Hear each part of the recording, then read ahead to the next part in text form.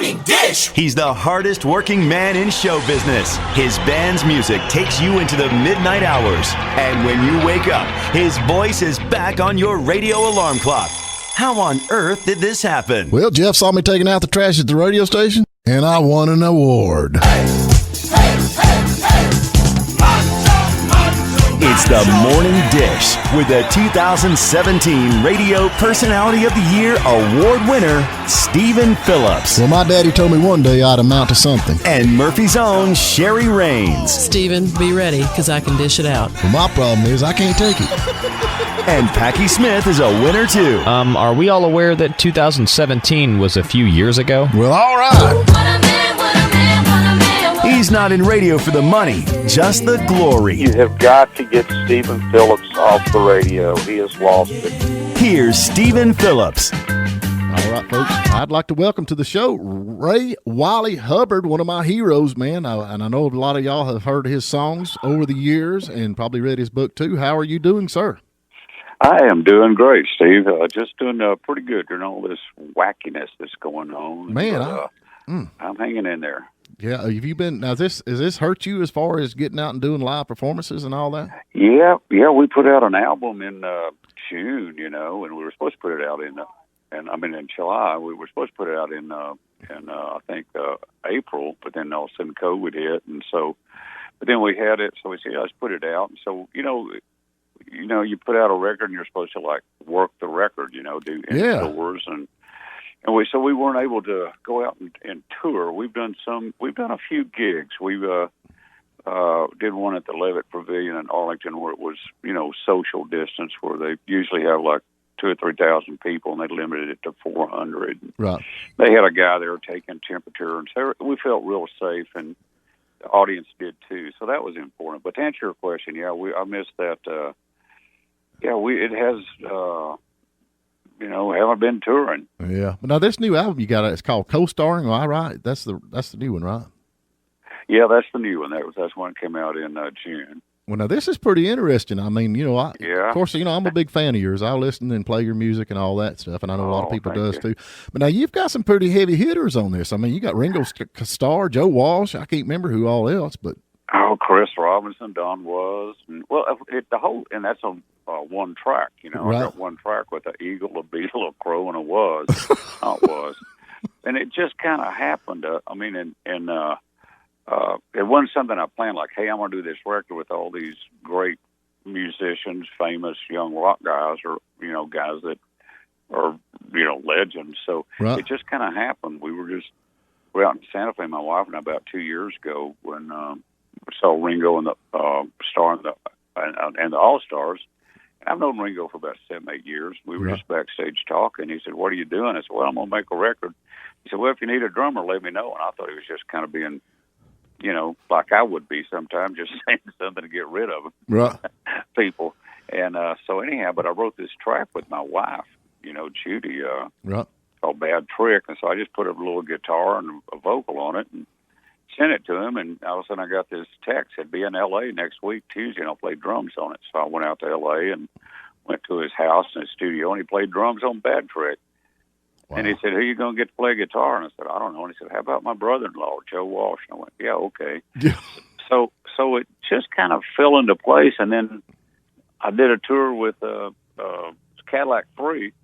I wrote a song called Fast Left Hand. I said, "Hey, man, you guys want to go in and track this with me?" So I just went in there and played it, and they did it. So the whole album, I just kind of called up some, friends of mine and people I knew and said, "Hey, would you want to do this?" And they all said, "Yeah."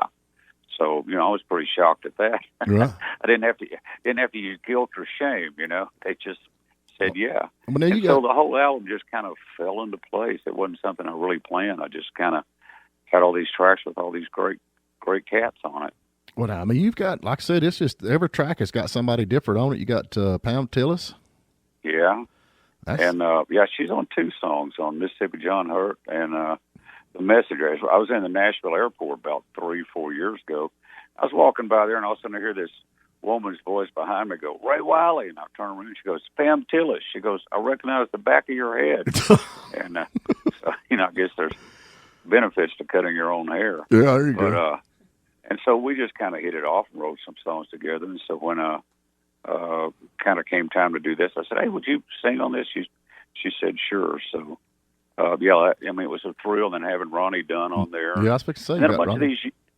And a bunch of these young cats too. You know, Larkin Poe and Early Tashin and Tyler Bryant and the Shakedown, just full tilt. Young Guns N' Roses, AC/DC rock band, you know, just so.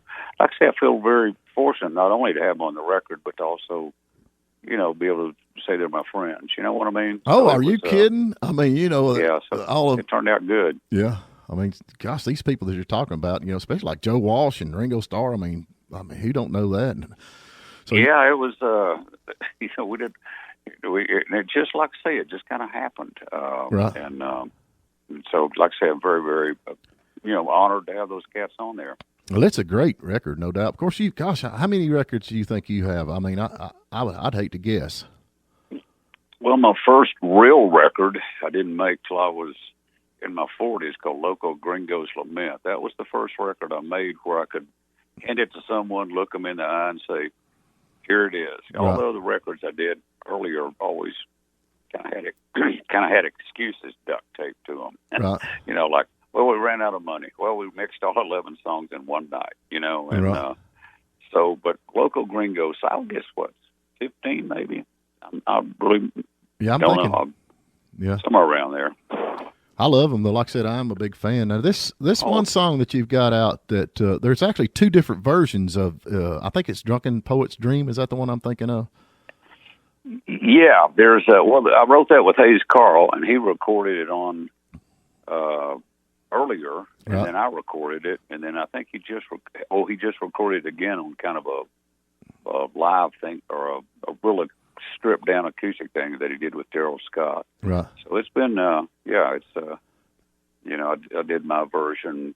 I can't remember which records that it's on. I don't know. There's one of that now. I can't remember which song it is. And maybe you can. I know. You know, if you're like me, you get so many songs you can't remember which one's which. Oh well, yeah. You've got actually a verse in there that says she is as smooth as baking frying in a pan or something like that. Am I thinking right?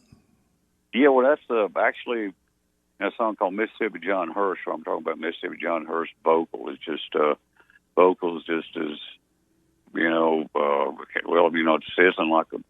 But I can't remember. There it goes. You know, Steve, it's one of those things. If I do a song, I have to start at the first line and go through it. I mean, I couldn't tell you the third verse or the bridge on any song. I mean, I'd have to go through it. But it's like bacon sizzling in a frying pan. No, I'm telling you, that hit me hard because I love bacon. And I'm like, dadgum right now. You can't get no smoother than that. Well, yeah, you know, it's just like I say, I've told people this before, but I feel very fortunate to sleep with the president of my publishing company. There you go. You know, which is Judy, my wife, and she says, "You write about whatever you want to write about, and make the record you want to make." And she says, "I'll try to sell the damn things." So as a writer, you can understand I have this freedom just to kind of write about, you know, Mississippi John Hurt, or tell the devil I'm getting there as fast as I can, or you know, a woman who's got the outlaw blood. You know, so I feel very fortunate. I'm not writing, you know, to try to get somebody else to record them, and just writing because you can go, "Oh, damn, there's a snake farm." I'll write about that. Hey, that snake farm, man. I mean, that's one of your bigger deals. And that thing has been cut and recut. And I know, like I said, we play music too, and we that's one of it has to be in the show when we have to put Snake Farm in the show. It just, well, thank you. I appreciate that. Yeah. You know, it's like, I think Paul Thorne did a great version of it, and somebody said, who was it? Is there walkout music? Randy Rogers or somebody? Yeah, Randy Rogers band out of Texas. I think do walkout. I don't do walkout music. I don't know what that is, but somebody told me that. But yeah, you know, and that's the thing too. Is like as a songwriter, you understand. You know, it's just like the inspiration. You all of a sudden we call the great aha. You go, aha, that'd be a good idea for a song. That old snake farm down in New Braunfels. I've driven by it probably 10,000 times, and one day I drove by and went, "Whew, God, it just sounds nasty." Yeah, that's right. And there it was. Yeah. Oh, we make a big thing of ours. Everybody takes a break in between, and it's just a great song. Here's one of the questions, though. I'm gonna kind of put you on the spot a little bit, and I don't mean to, but we all argue down here trying to figure out. There's a few mysteries in this world that we probably never know. Jimmy Buffett's lost shaker of salt. We have no idea where that's at. Jimmy Hoffa, nobody knows where Jimmy Hoffa is, and that brings me to the question I want to ask: who's wearing the dang hat? Is it the snake wearing the hat, or is it the rat wearing the hat? Well, that turned out when I wrote that line. It just turned out where it was kind of it could be either one of them. Right. And I've had so it's a mystery. I swore I couldn't ever tell. I mean, I've had people somehow get my phone number and call me like at 2:00 in the morning and say, "Hey man, I'm in Florida. I'm at a tattoo parlor and I'm getting a snake eating a mouse. Which one's wearing the hat?" Yeah. And so, I said, if it's 3:00 in the morning, they woke me up. I'll say, well, it's the python because it's a bigger hat and it'll sting longer. There you go. But if somebody calls me in the afternoon and say, "Hey, what about this?" I say, "That's a mouse." So I mean, it could be either one. I let it. It's the eternal mystery of the Sphinx. Or whatever, there's some things I guess we'll just have to take to our grave. But like I said, everybody's wondering who's got the hat. Who's got the hat? Before we go, you wrote a book in like 2015. I did. It's called A Life ... Well, lived. So you say it like a life well lived. Right. And it's just got a bunch of old road stories and kind of talks about, trying to be a real songwriter and just and some lyrics and everything. And it was just my friend Tom Jurek kept poking me with a stick to try to get it done. And so, right. But yeah, it's just kind of, one of the hardest parts of that book was doing the pictures, right. Because all of a sudden I'm going through the picture and I go, "Oh man, here's a picture of me and Willie Nelson. I need to put that in there. That'll be cool." Then I go, "No, it's from the 80s. We both got mullets." Yeah. Hey, mullets are back. So that was the hard part, just figuring out the pictures on it. But no, it came out and we just sell it ourselves. It's not with a big publisher. Right. Well, they can get it. I guess they go to your website, RayWiley. RayWiley.com. Yeah. And it's got everything there. It's got more of the stuff, more than you really need to know about me. Yeah. Well, that's good. But anyway, mullets are back. Well, listen, I'm going to let you go, and we sure appreciate you talking. We can keep up with you. And okay. Well, you got the number here. I tell you, hopefully this thing will even out, and we'll start touring again because we played there in Atlanta and Athens, and so hopefully we'll be able to get back out on the road and you come to a gig. I'm coming. I'm definitely coming. That's one of my things I want to do. But I'm definitely gonna come. But like I said, I appreciate you calling in. I'm gonna keep up. I've been a big fan of yours for years. That's one of the things about the music, nowadays you listen to on the radio. It's just kind of every song the same. But I like, I like stuff that kind of goes back into and kind of gets what I call down to earth and kind of talks about stuff that relates to life. Yeah.